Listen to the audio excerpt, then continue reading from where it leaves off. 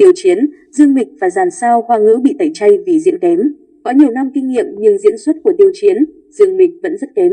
Một điều mà các mọt phim Hoa ngữ thường thấy ở dàn sao lưu lượng như Tiêu Chiến, Dương Mịch, Dương đó là họ rất được o bế nhưng diễn xuất lại kém ngoài sức tưởng tượng. Chính vì năng lực quá tệ mà họ đã bị Cnet tẩy chay dữ dội, thậm chí còn được yêu cầu chuyển nghề khác. Tiêu Chiến, anh hùng dạ điêu, hiệp chi đại giả đã thất bại tại phòng vé xứ Trung năm nay, mà Tiêu Chiến là một trong những lý do quan trọng gây ảnh hưởng đến bộ phim này. Những khán giả đã đi xem anh hùng dạ điêu đều nhận xét Tiêu Chiến vừa không hợp vai vừa không thể khiến Quách Tịnh xé sách bước ra như những lời phán tung hô lúc đầu. Ngay cả khi được hợp tác với một đạo diễn lớn như Từ Khắc và cố gắng học võ nhưng Tiêu Chiến vẫn nhận phải gạch đá vì diễn xuất chẳng có gì cải thiện. Thậm chí anh còn phải đối diện với làn sóng tẩy chay từ phía khán giả. Với thành tích biết bát của phim và biểu hiện của ngôi sao 9X này thì nhiều người tin rằng hai dự án nằm kho của anh là Tàng Hải Truyện và Đắc Nhàn Cẩn Chế hẳn sẽ đi theo vết xe đổ mà anh hùng dạ điêu để lại. Dương Mịch.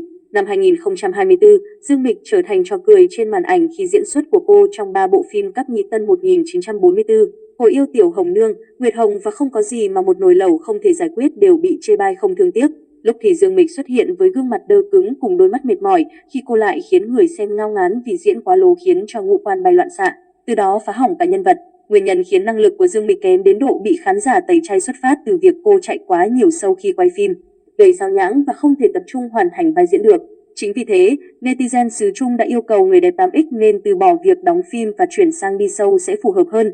Dương, có một điều không thể phủ nhận, đó là khán giả rất bao dung cho Dương. Ngoài gương mặt điển trai thì anh chưa bao giờ vướng phốt nhân phẩm hay bị chê kém chuyên nghiệp cả. Nhưng sự bao dung ấy cũng có giới hạn, màn trình diễn của Dương trong Khói lửa nhân gian của tôi khiến những người yêu mến anh không thể tìm được điểm nào để khen cả.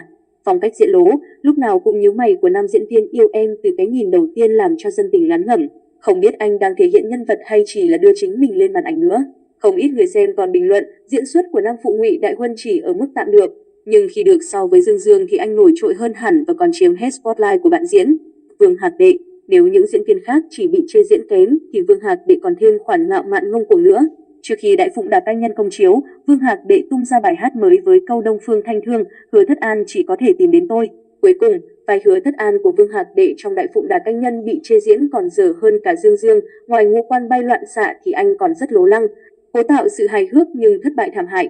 Khoảng thời gian đầu khi Đại Phụng Đà Canh Nhân mới chiếu, ngôi sao sinh năm 1998 này đã ngụp lặn trong biển bình luận tiêu cực từ phía khán giả.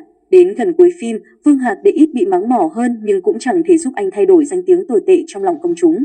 Lộc Hàm. Từ bỏ sự nghiệp làm idol Hàn, Lộc Hàm trở về Trung Quốc và chuyển hướng sang đóng phim. Với độ nổi tiếng và sức ảnh hưởng lớn, Lộc Hàm nhanh chóng nhận được vai chính trong nhiều dự án lớn từ điện ảnh cho đến truyền hình.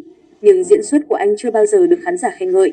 Tuy nhiên, Lộc Hàm đã có cú vấp ngã đau đớn khi tham gia dự án điện ảnh Pháo đài Thượng Hải và bộ phim này cũng nhấn chìm sự nghiệp của anh. Được hợp tác với một ảnh hậu như Thư Kỳ nhưng diễn xuất của Lộc Hàm chẳng những không tiến bộ mà còn kém hẳn đi, điều này khiến anh bị khán giả ném đá không thương tiếc.